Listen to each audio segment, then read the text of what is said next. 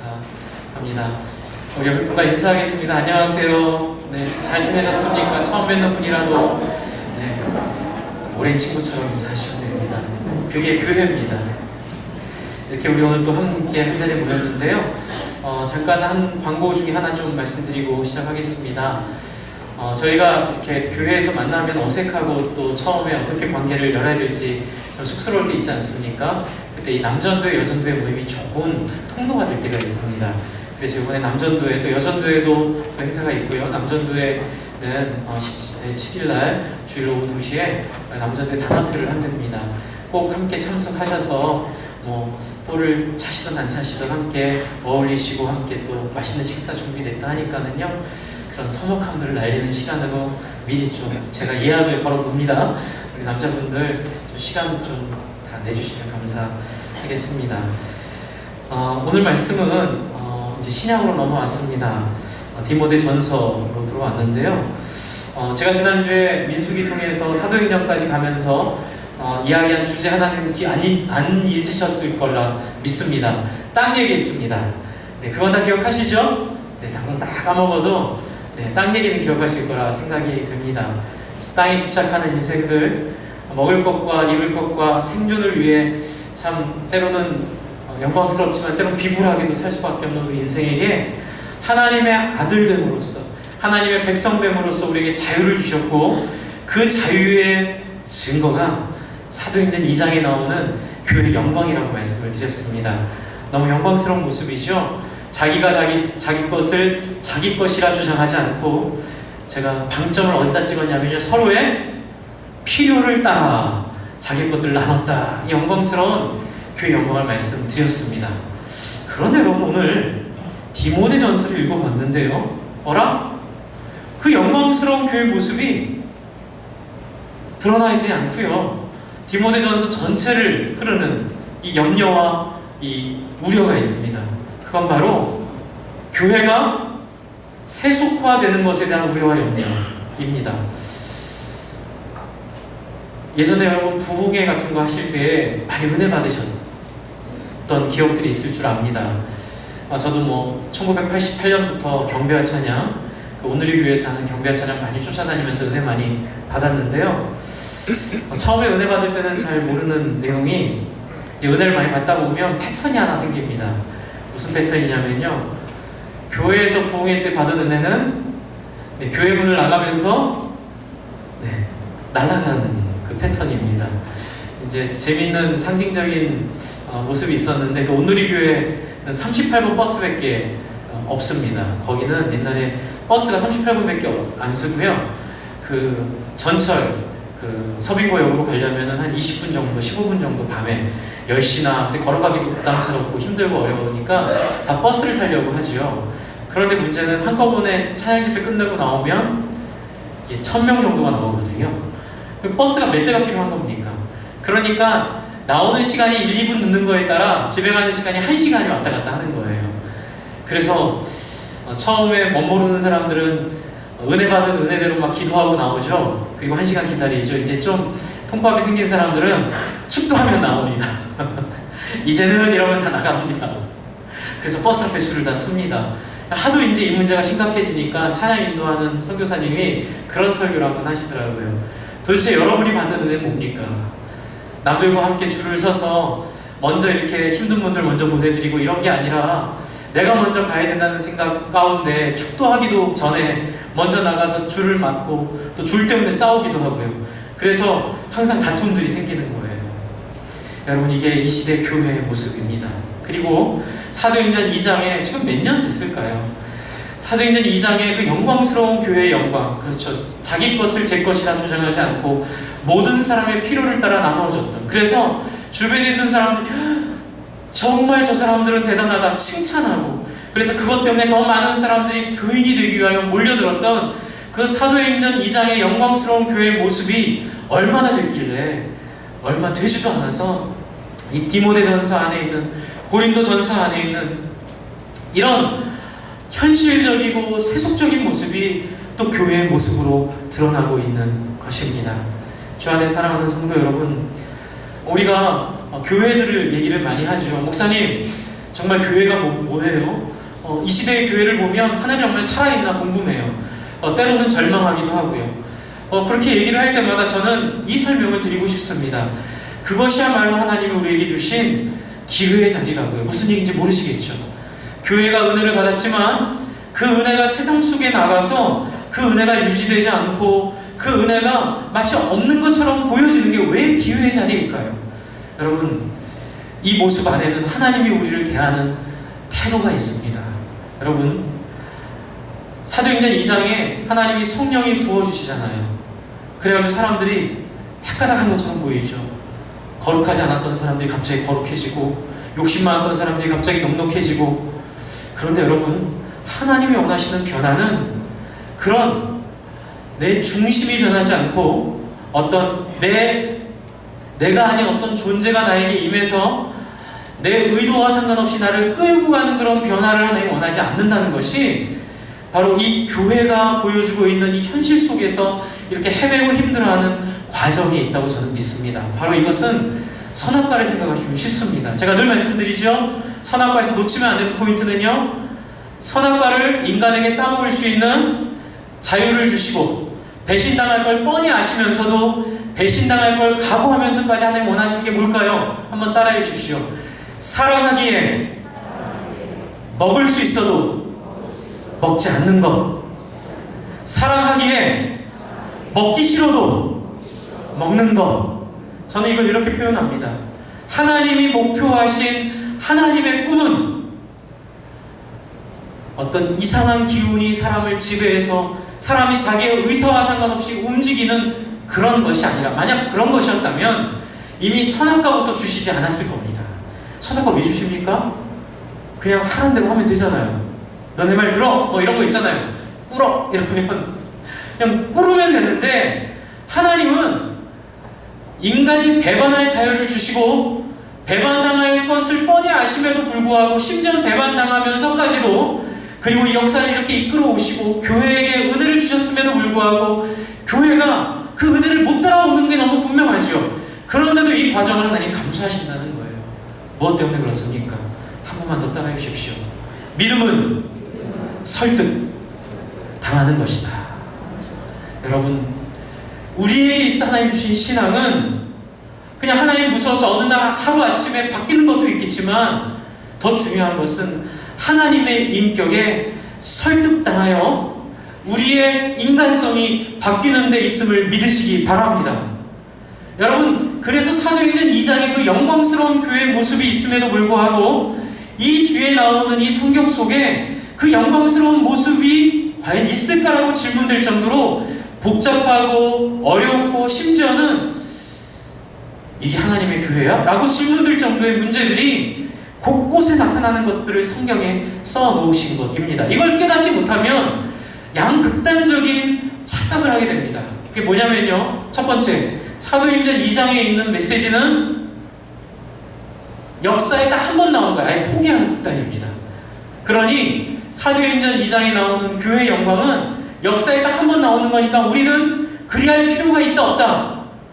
없다, 이렇게 생각을 하면 이 디모데 전후서나 고린도 전후서에 나오는 이야기가 편하게 다가오기 때문에 그렇게 생각을 하는 극단이 있습니다. 또 다른 극단이 하나 있습니다. 어떤 극단일까요? 우린 다 잘못됐어. 어떻게 교회 안에 이렇게 인간적인 모습이 있고 교회 안에 이렇게 사람들이 가지고 있는 이런 어려운 모습들이 있을 수 있어. 그러면 우리는 다 사도행전 2장의 교회로 다 가야 돼. 그래서 어떻게 하라고 그러죠? 다 땅 문서, 집 문서 팔아가지고 교회 내고, 그쵸? 사도행전 2장에서 보여주는 모습 그대로 한번 해봐야 된다고 주장하는 또 다른 극단이 있습니다. 이 두 극단이 우리를 너무 혼란스럽게 합니다. 주 안에 사랑하는 성도 여러분, 말씀드립니다. 사도행전 2장의 역사는 언제라도 우리 가운데 일어날 수 있는 역사임을 믿으시기 바랍니다. 그렇다고 해서 언제라도 일어날 수 있는 역사지만 하나님은 그것을 여러분에게 억지로 하게 하지 않는다는 사실도 명심하시기 바랍니다. 좋아서 할 수 있을 때까지 하나님이 우리와 함께 붙어서 씨름하시고 우리의 실패와 우리의 상처와 우리의 고통을 통하여 하나님을 조금씩 알아가는 과정을 겪게 하는 것이 바로 이 디모스의 전후서, 디도서, 그리고 고린도 전후서, 이 목회하는 이 초대교회 목회 현장에 나타난 다양한 우리의 어려운 부분들입니다. 그러니 주 안에 사랑하는 성도 여러분, 과정입니다. 이 과정을 정말로 잘 밟으려면 과정 속에 하나님이 하시는 말씀을 마음을 열고 들어야 합니다. 그래서 오늘 디모데전서 1장에 있는 이 2000년 전 교회에 있었던 이 문제가 우리 안에 혹시 있는지 한번 돌아보시고요. 그 문제가 있다면 이것을 처리하고 해결하는 귀한 자리 되기를 부탁을 드리겠습니다. 그렇다면 우리 안에 이러한 문제들이 조금씩 바뀌어서 언젠가는 사도행전 2장의 영광스러운 교회의 모습이 분명히 드러나게 될 것입니다. 그러면 그게 뭔지를 한번 보겠습니다. 여러분 1장에 보면 3절에 보십시오. 디모데전서 1장 3절입니다.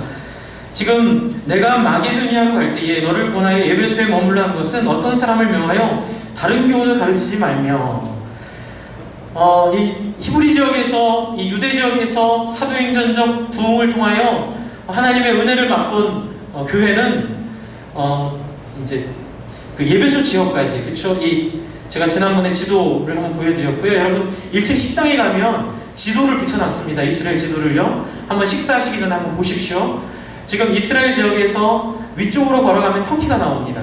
이 터키 지역에 이르러서 복음을 전했고요. 또 그 터키를 넘어가면 고린도 지역이 나옵니다. 마게도니아 지역, 지금의 그리스 지역이죠. 글로 넘어가서 복음을 전하는 이러한 복음의 역사가 있는데요. 그 역사 가운데 있는 교회가 예배소 교회입니다. 그래서 사도 바울이 마게도니아로 갈 때에 이 디모데를 예배소에 남겨둡니다. 그 이유는 뭐냐면요, 처음 전해진 복음이 왜곡되어 있는 상황들이 펼쳐지기 때문에 그렇습니다. 여러분, 교회에서 처음 예수님을 믿었다고 그게 다가 아니라 우리는 끊임없이 말씀을 통하여 하나님께 설득당해야 되는데, 이게 복음이 전해지고 지나가 보니까 그 현장에 있는 사람들은 이 복음을 마치 자기들이 이전에 믿었던 그리스 신화처럼, 그리고 이전에 믿었던 그 헬라 문화에 있었던 그런 이방 신들처럼 그렇게 생각을 해버리는 거예요. 소위 말하는, 한 번 더 따라해 주시죠, 종교성에 빠지는 겁니다. 그래서 관계를 통하여 설득당하고 변화되는 과정이 아니라 그냥 한 번 구원받았으면 다 됐다.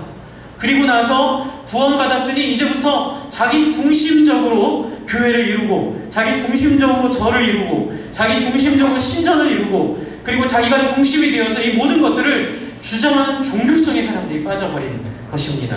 그래서 사도 바울은 디모데를 이 예배소에 머물라고 말을 했고요. 그리고 여기에 이유가 분명히 3절 후반부에 나오죠. 어떤 문제가 있습니까?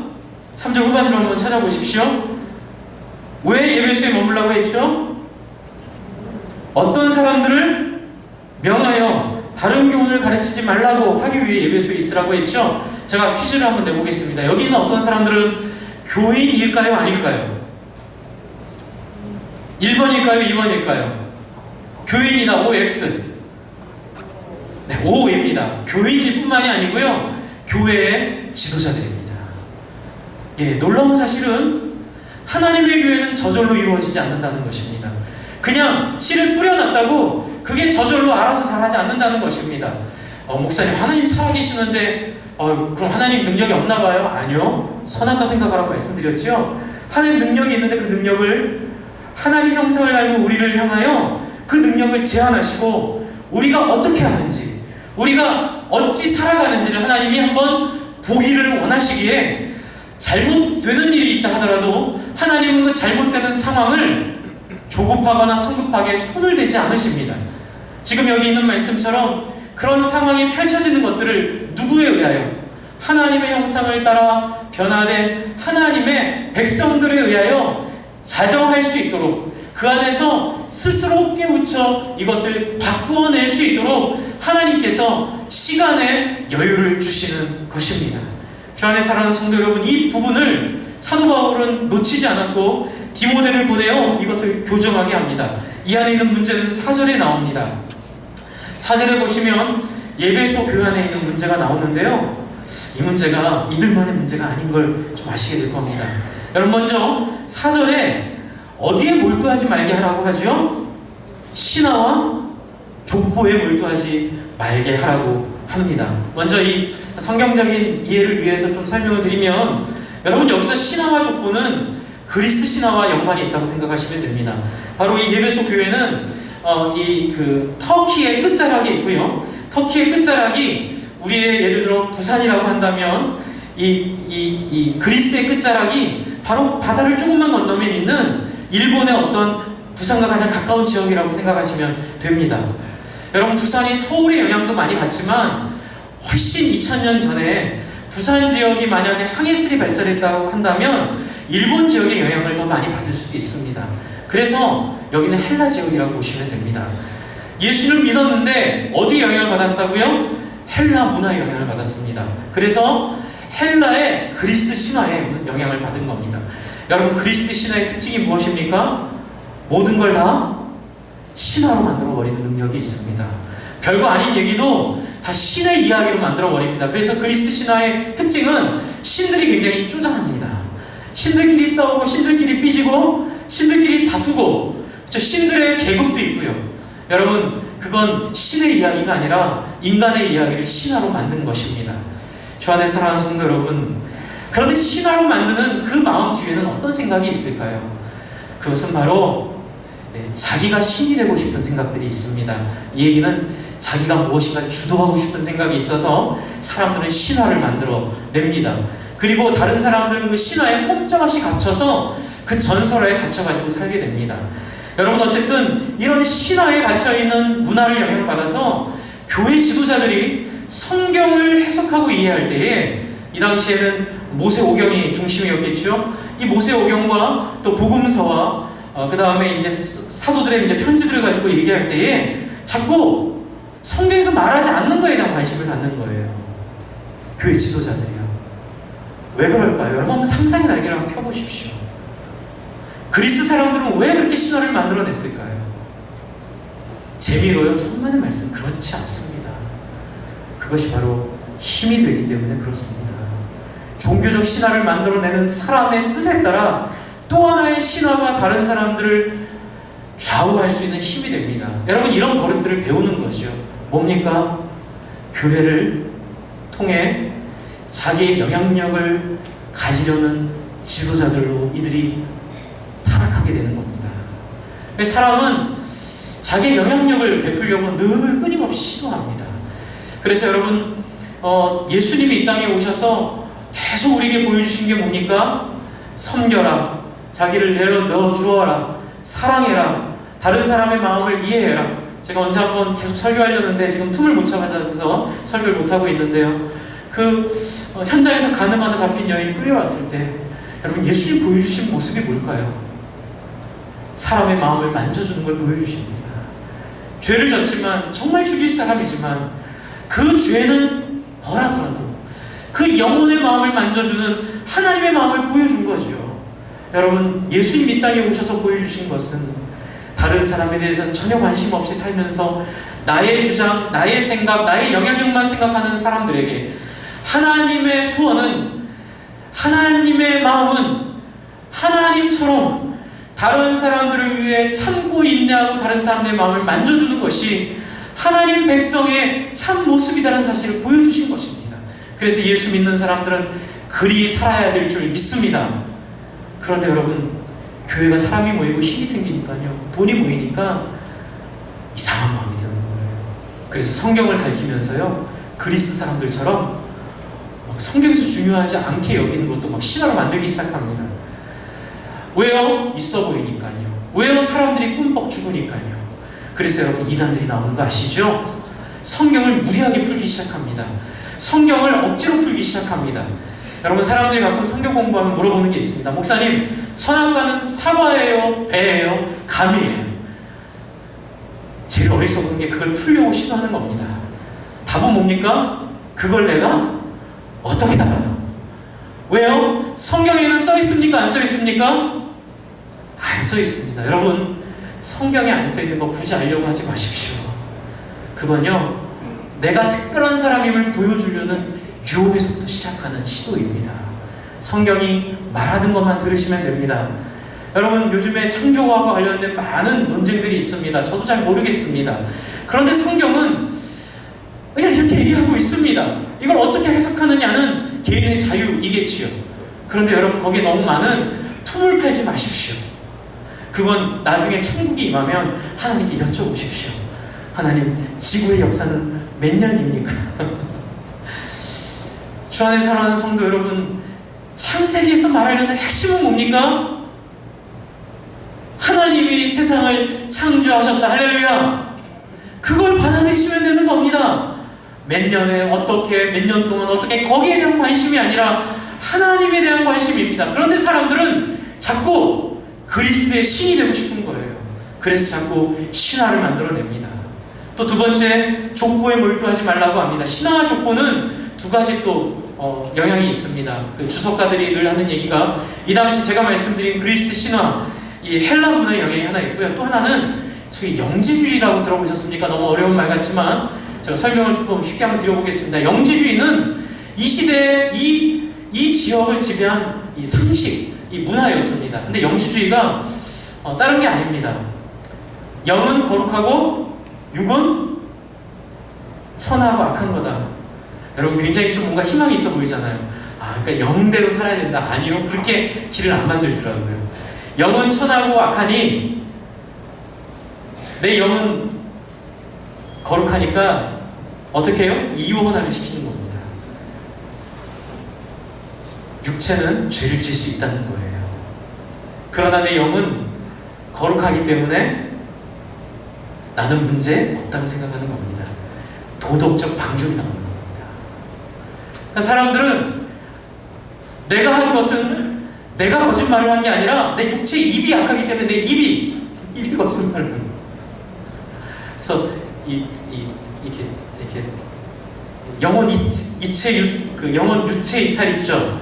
그러니까 지가 해놓고 그거를 유체 이탈법으로 이걸 푸는 거, 이게 영지주의의 핵심입니다. 그래서 나쁜 결과죠. 그런데 여러분, 무서운 얘기 하나 해드릴까요? 이 영지주의의 영향이 어디에 있는 줄 아세요? 구원파에 있습니다. 그 세월호의 그 주인이었던 유병헌 씨가 얘기한 구원파에 이 영지주의 영향이 그대로 가 있습니다. 뭐죠? 예수 믿는다고 고백하니 천국 갔으니 이제 나는 육체니까 어떻게 살아도 나는 어디 간다? 그러니까 도덕성이 상실이 되는 거예요. 그러니까 양심이 화인을 맞게 되는 겁니다. 그런데 유감스럽게도 한국교회가 그 고려신학병원의 우리 박영동 교수님께서 하신 유명한 얘기가 있습니다. 유감스럽게도 칼빈 신학자이신데 한국교회는 입으로는 칼빈을 따른다고 말하는데 막상 교회 안에서 90%의 교회가 가르치는 것은 유병헌의 구원파의 구원론을 가리킨다. 무서운 얘기잖아요. 그게 뭐예요? 나는 예수 믿었으니 내가 몸으로 거룩하지 못한 건 상관없다고 생각하는 거예요. 그냥 나는 구원받았으니 나는 천국에 있으니 어떻게 살아도 나는 상관없다는 겁니다. 그래서 제가 지난번에 말씀드렸던 그 형님이 지금 회개하고 아주 목회를 잘하고 계셔서 할 수 있는 말씀인데, 제가 어렸을 때 같이 살았던 우리 사랑하는 그 목사님 아들 형님이 저보다 한 살 많은 형님이었는데 그렇게 못될 수가 없어요. 그렇게 그냥 온갖 교회 온 자매들 다 이렇게 꼬셔가지고 울리고, 그렇죠? 그래갖고 막 교회 떠나게 하고, 하여튼간 몇 명의 여자친구가 있는지 모르겠는 거예요. 정말 잘생겼습니다. 노래도 기가 막히게 합니다. 찬양을 앞에서 하면 자매들이 다 그냥 이렇게 넋이 나가는 그런 외모와 목소리를 갖고 있는데요. 하도 교회 이 청년부에 도움이 안 돼서 한번 리더들이 만나가지고 권면을 했습니다. 그리 하지 말아라. 근데 이제 그때 웃으면서 했던 얘기 제가 말씀드렸죠. 회개하고 지금 목회 잘하고 있습니다. 그러니 염려 안 하셔도 됩니다. 우리 아빠 그러는데 나는 선택받은 백성이래. 그래서 나는 구원받았어. 나는 구원의 확신이 있으면 됐잖아. 그게 구원파 가는 얘기거든요. 구원의 확신이 있으니 됐으니 내 염려는 하지 마. 나는 죽기 직전에 회개할 수 있을 거야. 하나님이 나를 선택하셨으니까. 요게 아리까리 그럴듯하거든요. 그래서 그동안 한국교회가 여기 다 소방 넘어온 거예요. 왜냐하면 전도하기 너무 좋잖아요. 그래서 예수 천국, 마귀 지옥, 그 말이 주는 임팩트도 있지만 이걸 잘못 이해해버리면 그냥 교회만 나와 헌금만 내고 신앙생활을 하면 그냥 우리 영혼은 천국에 가고 우리 육체는 어차피 썩을 육체인데 목사님 제 몸이 문제입니다. 마음은 원이로 돼 육체가 문제입니다. 그 말을 이상하게 써먹는 게 영지주의죠. 생각입니다. 여러분, 그 생각이 이 초대교회 그 주변에 가득 차 있었습니다. 그러니까 사람들이 거기에 유혹을 받는 거예요. 그래서 족보에 몰두하는 것입니다. 족보에 몰두하는 것은 이런 거죠. 목사님, 제가 얼마나 좋은 신앙으로 배웠는지 아세요? 잘 안다는 거예요. 우리 아버지가, 우리 할아버지가, 또는 우리 교회가, 내가 속한 조직이, 내가 속한 공동체가 이렇게 너무 훌륭한데 전 잘 알아요. 그러니 내가 어떻게 사는지는 상관하지 마시고 이 족보에 속해 있으니 이것만으로 저는 충분하지요 라고 생각하는 것이 이 이원론이 갖고 오는 매우 무서운 생각입니다. 그런데 여러분, 2000년의 시간에 제가 다리를 쫙 놔보겠어요. 그러면 우리 현실 속에 있는 신화와 족보는 뭘까요? 한번 따라해 주십시오. 내가 왕년에, 이게 신화입니다. 목사님, 제가 하나님을 만난 적이 있어요. 20년 전에. 목사님, 제가 옛날에 기도했을 때 사람이 병이 났은 적이 있어요. 목사님, 제가 옛날에 정말 화했던 기억이 있어요. 저도 있습니다. 저도 그 가운데 속고 살았습니다. 제가 얼마나 교만했는지 모릅니다. 주 안에 사랑하는 성도 여러분, 이게 신화 아닐까요?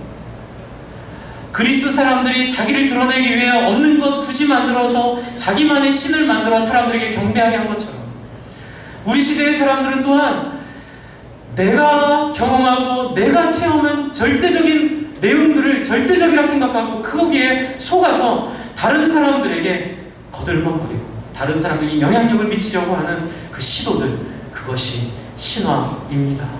주 안에 사랑하는 성도 여러분, 죽습니다. 거기에서 못 벗어나면 하나님을 만날 수가 없습니다.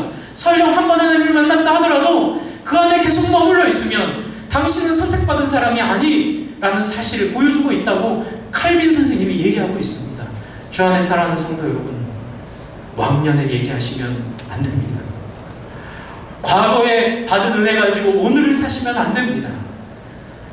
오늘 내 앞에 계신 하나님 만나고 계십니까? 오늘 살아계셔서 나와 교제하시는, 지금 나에게 말씀하시는 그 하나님 앞에 그 얼굴을 구하고 그분을 뵙고 그분 앞에 살아가고 있습니까? 여러분, 이 부분을 사도 바울이 말하고 있는 것입니다. 또한 족보는 뭘까요? 학벌입니다. 조직입니다. 여러분, 공부 잘한 거 갖고 혼내는 거 아닙니다. 잘하셨습니다. 좋은 학교 나오신 분들 훌륭하십니다. 잘하셨습니다. 그런데 문제가 있습니다. 뭘까요? 그러면 내용을 갖고 해야 됩니다. 내용을 갖고요. 그렇죠? 자기가 많이 배우고 좋은 데에 있다는 사실을 이 결과로 보여줘야 되는데, 불행하게도 한국 사회는 지난 수십 년 동안 결과로 보여주지 않고 단지 그 과정이 훌륭하다는 사실만으로 모든 좋은 자리를 독식해온 폐해가 솔직히 말씀드리면 있어 왔습니다.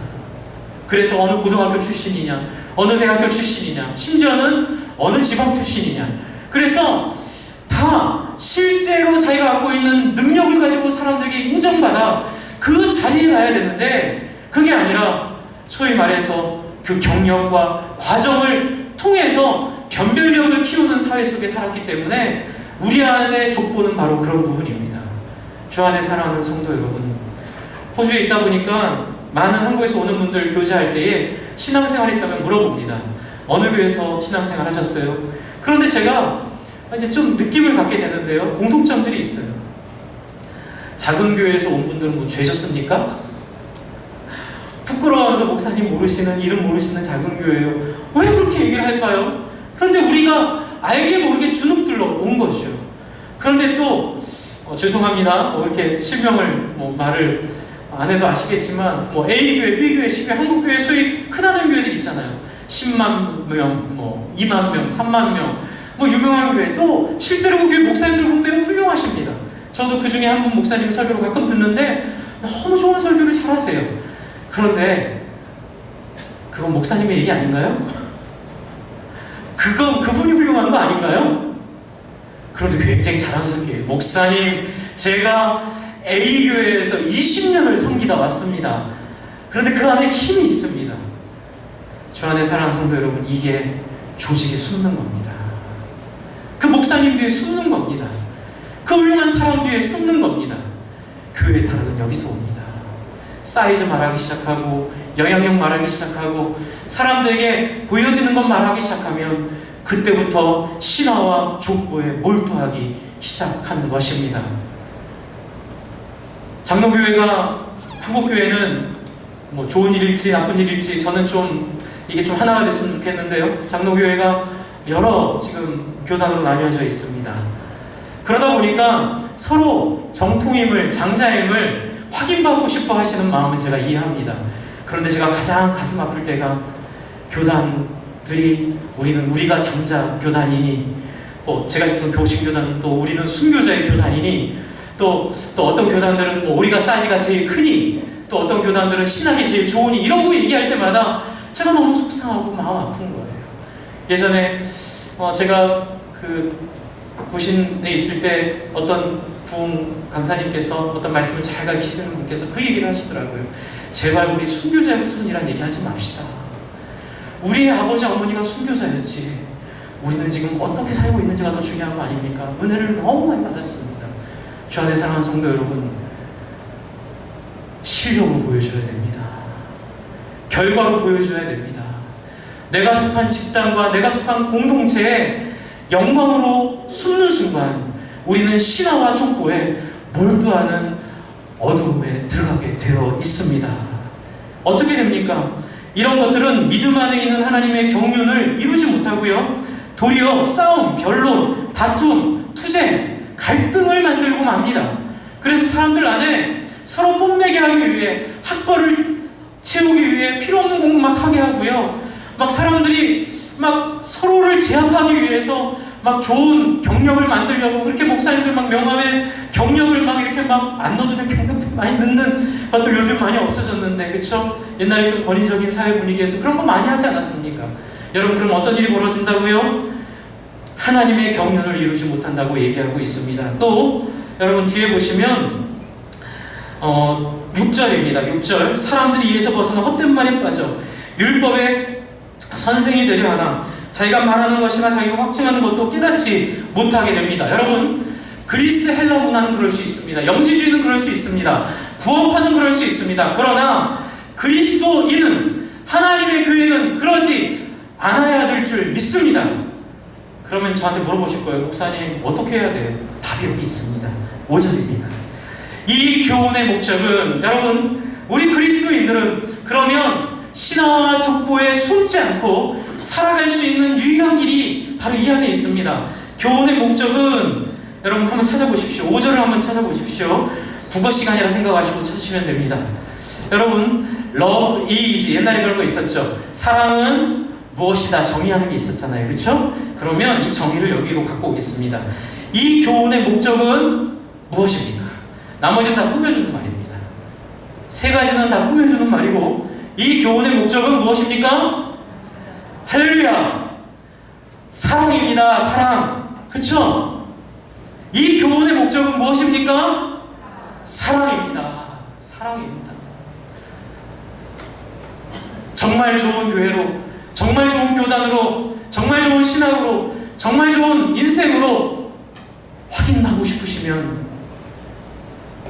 얼마나 사랑하고 있는지 보여주시면 됩니다. 할렐루야! 싸울 필요 없습니다. 우리가 장자다, 너희가 후발주자다, 우리가 너희보다 더 크다, 낫다, 내가 좋은 교회 다녀요, 내가 좋은 목사님 밑에서 배워요, 목사님 제가 왕년에, 제가 과거에, 목사님 제가 교회 이 경력이 몇 년이고 제발 그렇게 하시지 마십시오. 딱 하나입니다. 그 많은 교육이, 그 좋은 학교가, 그 좋은 모든 것들이 얼마나 여러분을 사랑하게 하고 있습니까? 얼마나 여러분을 서로를 향하여 포기하게 하고 있습니까?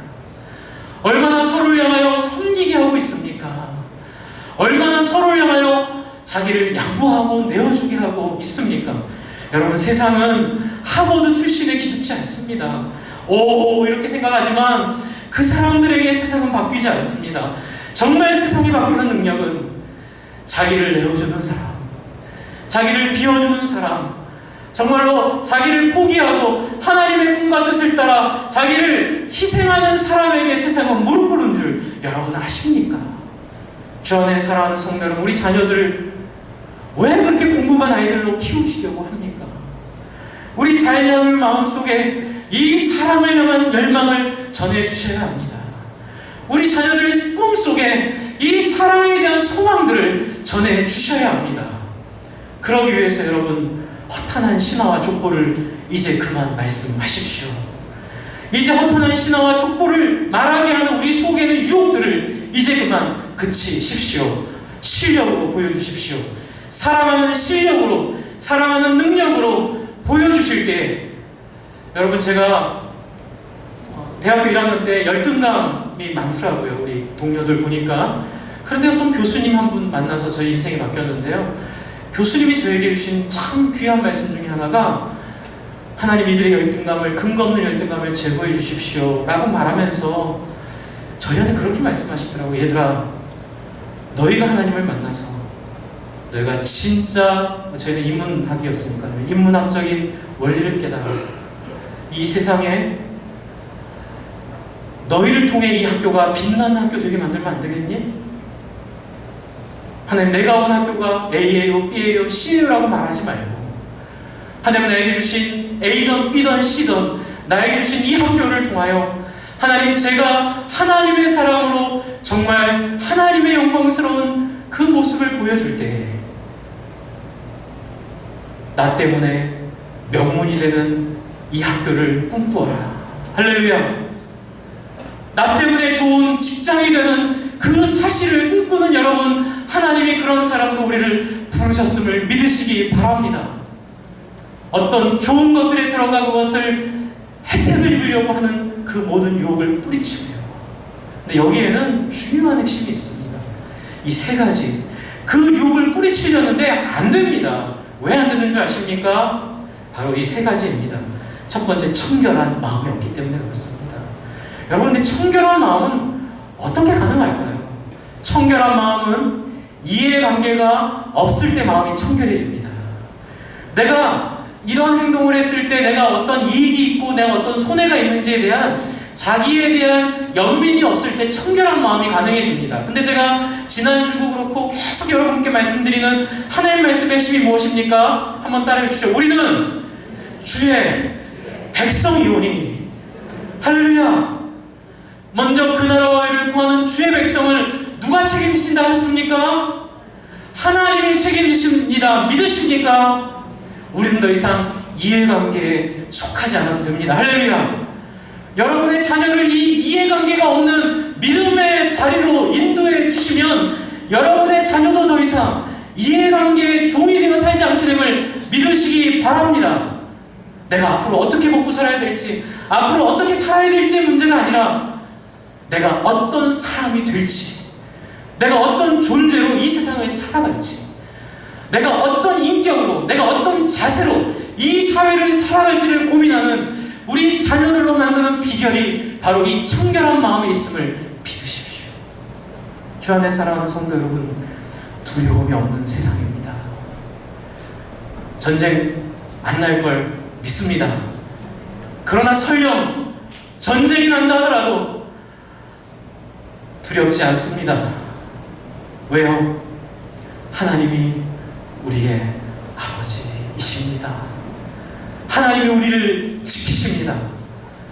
다윗이 고백했듯이 전쟁이 일어나 나를 치료하더라도 내가 평안함은 주께서 나의 주인 되시고 하나님이 나의 아버지 되시는 이 영광을 이미 저와 여러분은 우리는 주의 백성이오니. 할렐루야.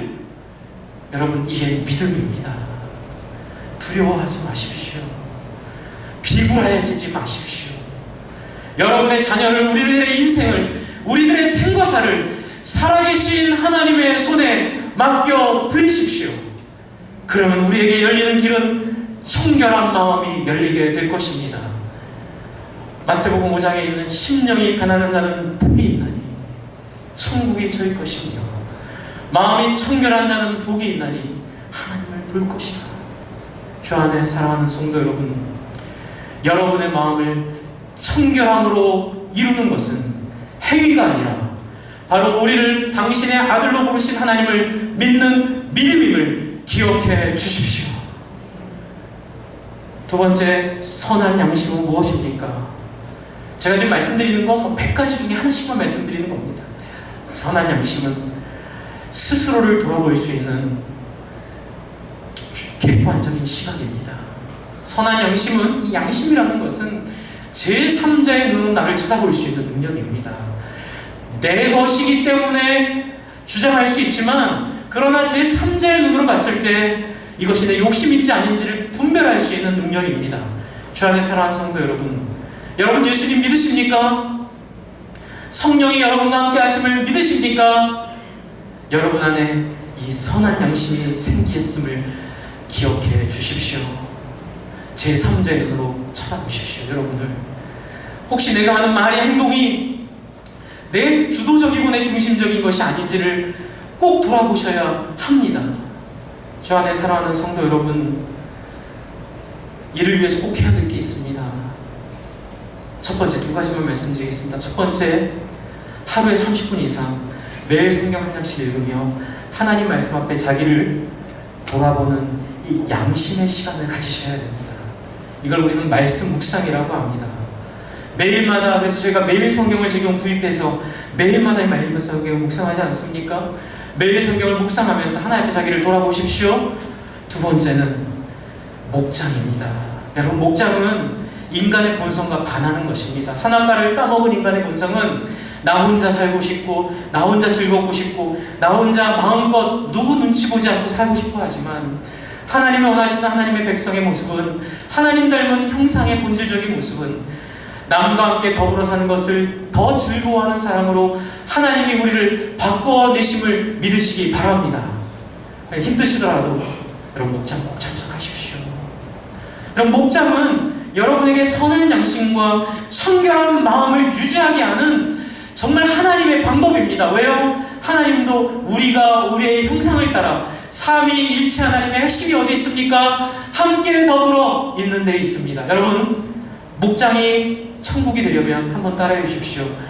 나를 투명하게 오픈, 열어 주십시오. 이 이야기입니다.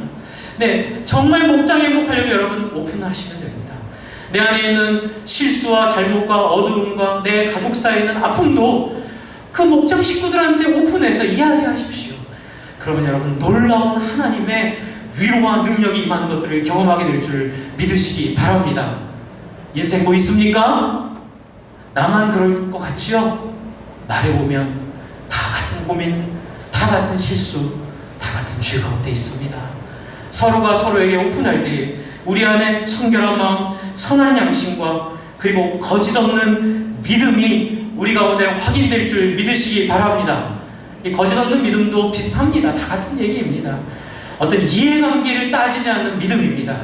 어떤 사람들에게 이렇게 사람들을 지배하지 않으려는 정말 순수함에서 오는 믿음입니다. 그리고 하나님의 말씀을 왜곡하지 않는 객관적인 시각이 이 거짓 없는 믿음에 있습니다. 주 안에 사랑하는 성도 여러분, 제가 시간이 더 길어질까봐 더 설명을 못 드리겠지만 늘 이 세 가지 내용을 가지고 이 디모데 전서를 읽으시면 곳곳에 사도 바울이 이야기하는 이 사랑과 이 믿음이 계속 나옵니다. 나중에 또 기회 될 때 말씀을 드리겠습니다. 그래서 뒤에 보면 18절 보면 이런 얘기 하죠. 이거 한번 같이 읽겠습니다. 디모전서 1장 18절 같이 읽습니다. 시작. 아들 디모데야, 내가 내게 이 교훈으로서 명하노니 전에 너를 지도한 예언을 따라 그것으로 선한 싸움을 싸우며 믿음과 착한 양심을 가지라. 여러분, 애쓰셔야 됩니다. 그게 행위 아니요, 그게 믿음입니다. 애씀은 우리를 위해 당신의 아들을 십자가에서 못 박히신 하나님을 향한 우리의 반응임을 믿습니다. 여러분, 열심히 하나님의 복음을 위하여 애쓰십시오. 왜요? 그것이야말로 하나님이 우리에게 기대하시는 손과 손이 맞부딪혀 소리가 나듯이 인격과 인격이 맞부딪혀 함께 융합하여 그 안에서 놀라운 하나님의 공동체성이 드러나는 것들을 우리가 경험하기 위한 유일한 길입니다. 그러므로 혹시라도 이 자리에 목사님 교회 가서 혼자나 신앙생활 할래요 라고 하는 그 아픈 마음을 갖고 계신 분 계시다면 충분히 이해합니다. 그러나 너무 길지 않게 하십시오. 좀 시간을 가지셨다면 다시 한번 믿음으로 공동체 안에 들어가, 목장 안에 들어가 여러분을 먼저 오픈하시고 이 청결한 마음과 선한 양심과 거짓 없는 믿음을 경험하실 때 우리 안에 이 사랑이 넘치게 될 줄을 믿으시기 바랍니다. 그러면 사도행전 2장의 교회가 우리 가운데 매일 경험될 것입니다. 그래서 이 과정을 통하여 우리는 사도행전 2장의 영광을 경험할 것입니다. 저희 한번 같이 기도할까요? 같이 한번 통성으로 하나님 저를 바꾸어 주십시오. 하나님 아브라함이 그랬듯이 우리가 하나님 앞에 바뀌고 변화되고 조금씩 성장해야 될 자리가 있는데 하나님 아버지 이 교회를 통하여 목장을 통하여 하나님 청결하지 않은 마음이 바뀌고 선하지 않은 양심이 바뀌고 거짓말 많이 하는 믿음이 바뀌는 그 영광스러운 하나님 허락해 달라고 이 시간 같이 통성으로 한번 기도하겠습니다.